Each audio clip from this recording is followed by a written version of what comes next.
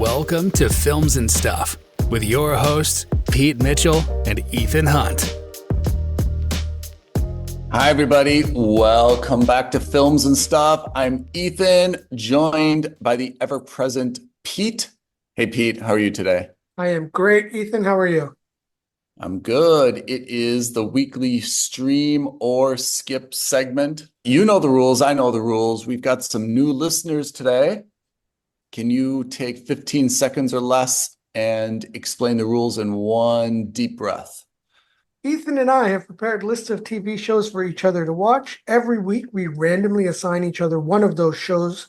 We each watch at least 2 episodes or 30 minutes if it's a feature-length program. And on that basis, we determine if that show is worthy of being streamed or skipped. That's right. So without further ado, shall we introduce the shows that we assign to each other? Last week, we were both on Netflix. This week, we diverged a little bit. I was on Apple TV Plus. You were on Amazon Prime. That's right. I thought I was on Netflix, but regional licensing strikes again. And I was not on Amazon. Netflix. I was on Amazon. Do you want to kick it off this week? Sure. So I had a show called From, F-R-O-M. Okay. And it is a horror mystery, something creepy. So there's 2 reasons why it's horror. 1, Okay. there's monsters. Oh. And 2, most scarily, it's on Amazon Prime. But that's the last you'll hear. But I digress. But I digress. Anyway, the premise is super simple. You have an unnamed town in the middle of like middle America somewhere. And you have, a sheriff, you have like a very small community feel to it. And you start to show off towards the end of the day as the sun is starting to set. And as that happens, the sheriff is walking around ringing a bell, making sure everybody's indoors before the sun sets. Is this like modern times? Modern times. Okay. And so you're just thinking, okay, weird, fine. Maybe it's like a prudish town and everyone just needs to be home by then. And of course, we find out the reason is because once the sun sets, monsters come out, but they're not monsters like, creepy ghoulies with like crazy makeup or anything. They're monsters that are in the shape of people that the townspeople know. So it could be somebody's grandmother, somebody's grandfather, somebody's boyfriend. Are they people? They're just blobs. No, they're just regular people. It looks like regular people. Oh, really? Yeah. But when they open the windows or their doors, they come in and show their true forms, which is obviously a monster, and they kill everyone who's inside the house. So it's a shapeshifter. So it's a shapeshifter kind of thing. Okay. And so that's how the first half of the episode opens. The second half of the episode is about how there's like this family who's in an RV traveling around the country. And they hit a roadblock because there's like a tree that's fallen over. And so they take a detour and that detour lands them through this town. Okay. And as they leave, they don't take any roundabout roads. Yeah. But somehow they keep winding back into that town. Like even though they haven't turned left or right, like every time they leave the town, they come back to the town. Okay. Right? And it seems now they're in like a loop and they can't get out of that town. And then, of course, they're now a part of this town's ecosystem. And I guess that's how everybody else in this town has kind of gotten theirs. They've gotten into this vortex of doom by kind of showing up. And you can't escape. So during the daytime, everything is peachy keen, right? Yeah, I mean peachy keen in the sense that as peachy keen as it could be for a town, which is basically a nightmarish scenario. So in the evening, as long as they don't open their doors or windows and just keep everything locked up, then they're okay? That's right. And so like the point is that they're supposed to hammer their windows shut so that they can't physically be open no matter what. And the family that got murdered is because the husband was a drunk and he was out on the town and his Oh, daughter and his wife were murdered by these oh monsters. no. Yeah. Anyway, longtime listeners will know I am not a fan of horror, typically. I'm Same. not a fan of creepy things, things like this. There's a few exceptions, like I'm a big fan of the Aliens franchise for some crazy reason, Yeah. but this is not my bag. Okay. Set design, production values are very nice. This show started, I think, 2 years ago, and it's on its third season and it's running. So it's clearly a success, Oh, really? but it's not for me. I think this is like the type of people who like The Walking Dead and that kind of thing, but I'm not one of those people. It's I mean, super creepy. It's just not my bag. So for me, it's a skip. If you're into monsters and if you're into horror and creepy vibes, this could be for you, but I'm not. So I'm out. but what's the long-term hook for the show? Is it kind of like The Walking Dead was initially a show about zombies, but the I guess the zombie angle wore off very quickly, right? The novelty wore off, and it soon became a show about, relationships and scheming and Yeah. tribes, Yeah. humans. Is that the same thing that From is using to keep people hooked? I imagine that's going to be what it is. Having said Yeah. that, full caveat, I was dying to get out of here halfway through the first episode. Well, So that's awful. I saw 2 episodes, and even The Walking Dead, 2 episodes isn't enough. So you said this was for you, it's on Amazon Prime, but for most people, it's heavily promoted on Netflix, right? Yeah, that's right. So it's an Epics show, Oh, that's but why. of course, Epics outside of the US is probably Yeah. not a thing. So that is From on either Amazon Prime or Netflix, and Pete is giving it a straight up skip. Absolutely. Pete's benevolence has sometimes gotten the better of him, and I know that sometimes you've said, well, this is a strong skip or it's a strong mooch, and you try to give it like the B plus or the C plus or the D plus, but here it seems like you're just flat out failing it Yeah, it's just not. categorically. How about you? So I would like to tell you, Pete and listeners, that I had better success. I was assigned something called Midnight Family on Apple TV Plus. Longtime listeners know we are both very, very big fans of Apple TV Plus. Second season of Silo just dropped. More often than not, love the stuff that comes from Apple TV Plus. We've had a lot of really good experiences, and I think when we do our annual streamies, we've said that it's the platform that has the best bang for its buck.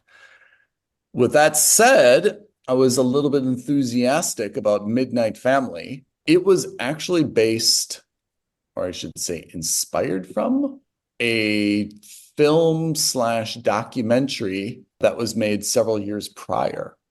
And the documentary followed a family consisting of a father, a son, and then a younger daughter and a younger son. And what's novel about them, they own a private ambulance company. So the father is the driver. The eldest son is kind of let's call him like the muscle, where he would be doing a lot of things to like lift the gurney, hold patients down, and so forth. The daughter is she's kind of like the medical expert. And then the youngest son, who can't be more than like 8 or 9, is just kind of like the tag along. So that's the premise, that apparently this was a documentary drama several years ago. It followed this one family in Mexico City, and it showed a lot of different aspects of their life, right? So I mean, there's the first aspect, they're a family that works together. So of course you're going to have family drama. Second aspect is they're in the healthcare industry in Mexico, which has a lot of challenges. You come across all sorts of, different issues. And then the third is that it's a for-profit business, but it's not entirely regulated. So there's a lot of, I'd say, complexity and scheming in terms of getting to the site first, being a first responder so that, the patient is put in your ambulance so that you're paid for it, getting payments from, patients or insurance companies, which doesn't really exist, or hospitals. So it's a complex scheme. And apparently that movie struck a lot of nerves. So now they have made a series about it. So I've compared the two, not watching both, but reading about them, and there are some differences. The father is, the traditional gregarious, big heart, right? Heart as big as his gut kind of guy. Everyone knows him. He's knows all the tricks in the books, all the back alleyways, all the fastest routes to get from here to there. And of course, he's got a bad heart. So he's actually suffering from his own healthcare issues, doesn't want to tell his children because he will potentially be a burden on them and make them feel guilty. We've seen this, routine before. The younger son probably is the least developed, or the older son is probably the least developed character. Again, even though he's not a big guy like his father, he's kind of the muscle where, he's called on to do kind of the traditionally male thought of tasks, right? He's got to do a lot of the heavy lifting. He's got to do the crowd control. He's kind of responsible for that. He understands medicine and, seems to be a good paramedic in his own right, but he's definitely not known for his paramedic skills. He's kind of the muscle. The younger daughter, who let's say is like mid-20s, early 20s, she is kind of the focal point of this. So to the extent that there's a main character, it's her.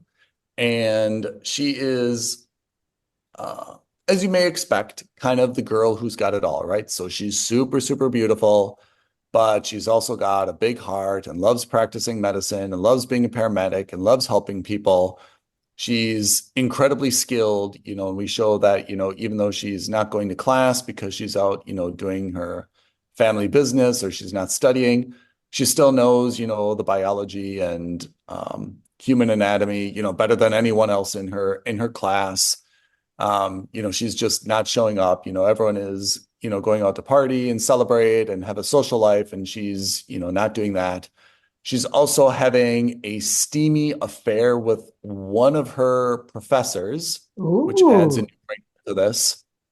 But she's definitely the focal point. And again, like I said, she's kind of the perfect package where she's very, very beautiful. She's very, very intelligent. She's very, very, has a good heart, good soul, cares about people. She's definitely, the protagonist in all of this.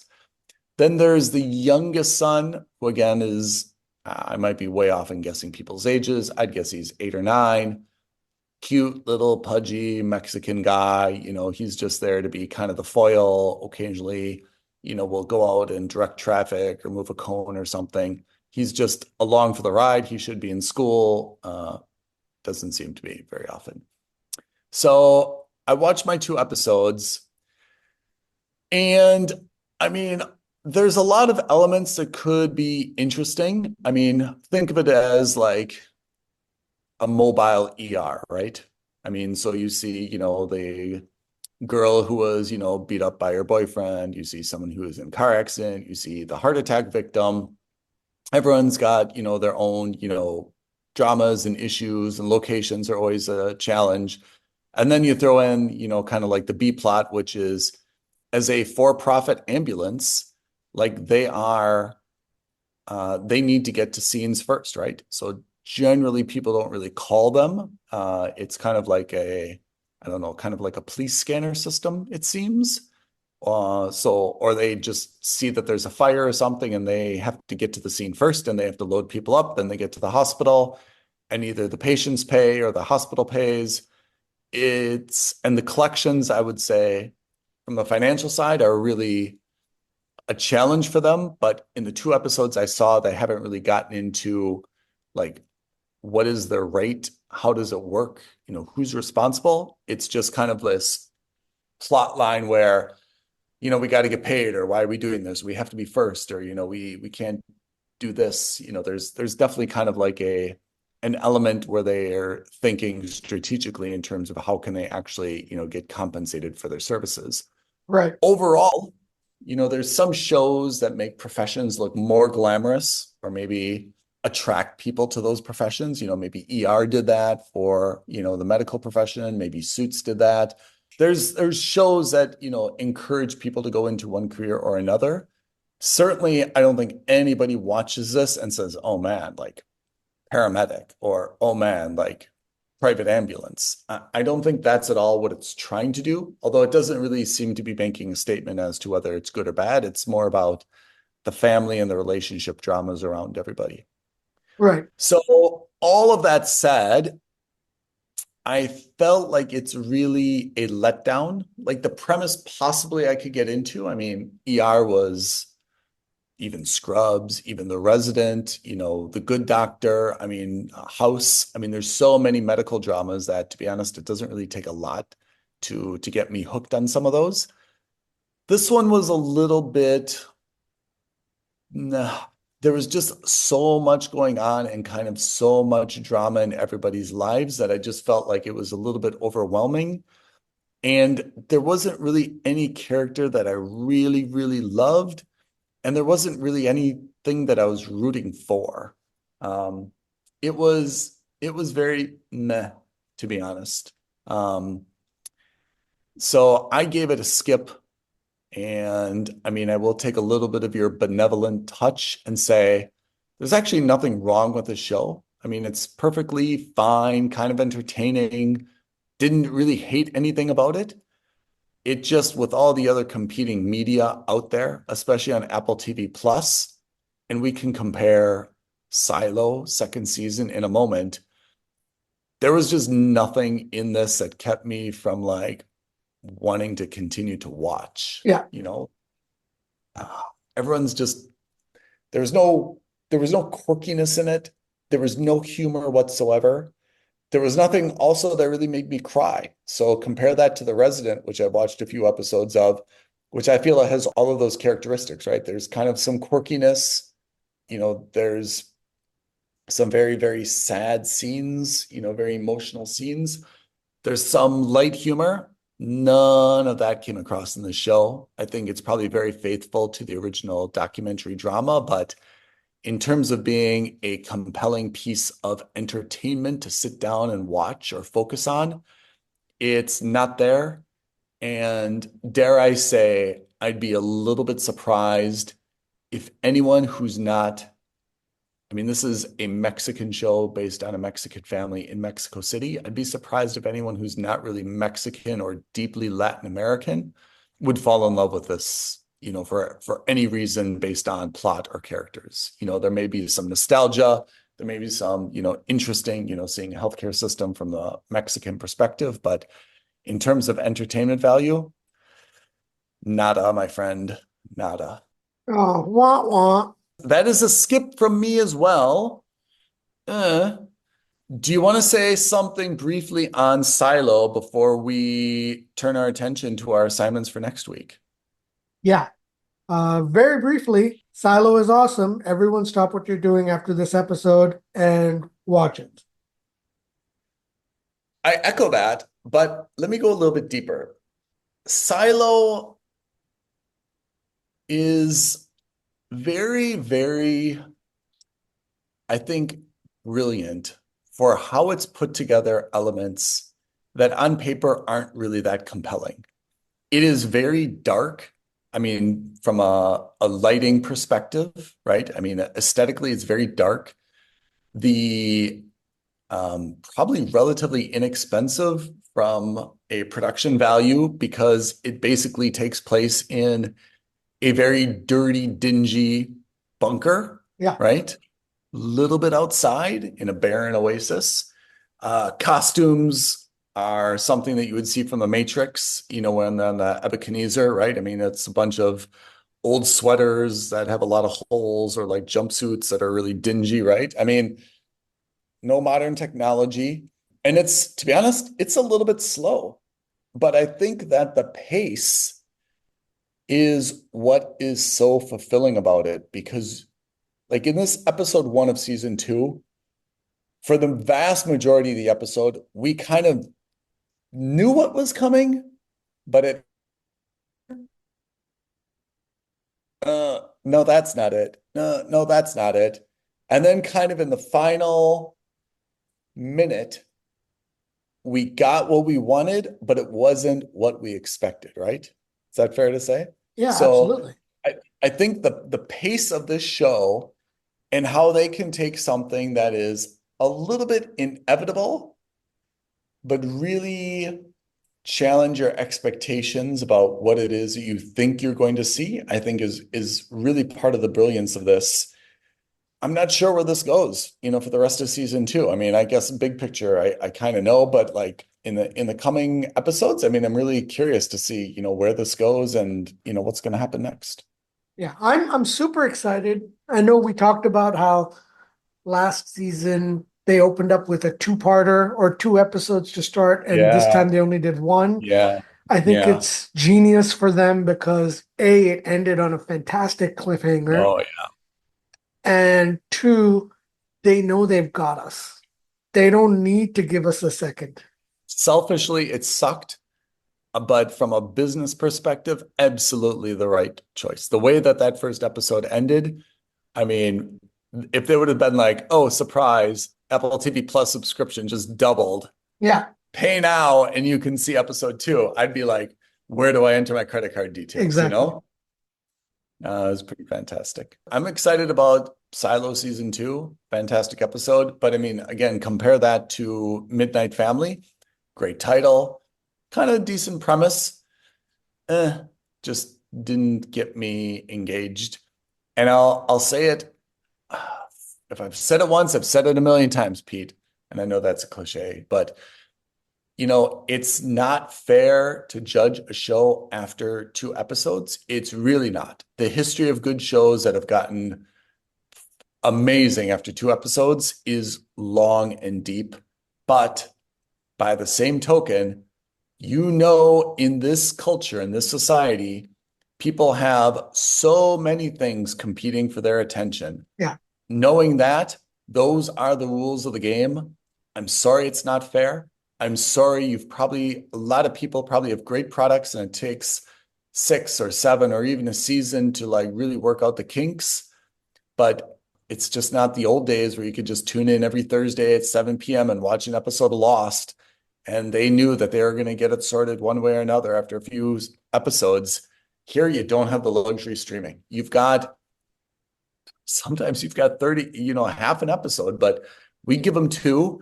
And honestly, if you can't hook us within those 2, that is something that you have done wrong, because knowing that people are so fickle, you have to have a good hook, I think, up front. Yeah. Silo did that. Midnight Family did not. Yeah. No, I'm with you. All right. Shall we talk about what's going on for next week? Yeah. What do we have next week? We are both on Amazon Prime. Is that right? That's right. Shudder. You are watching a show called Patriot. Yep.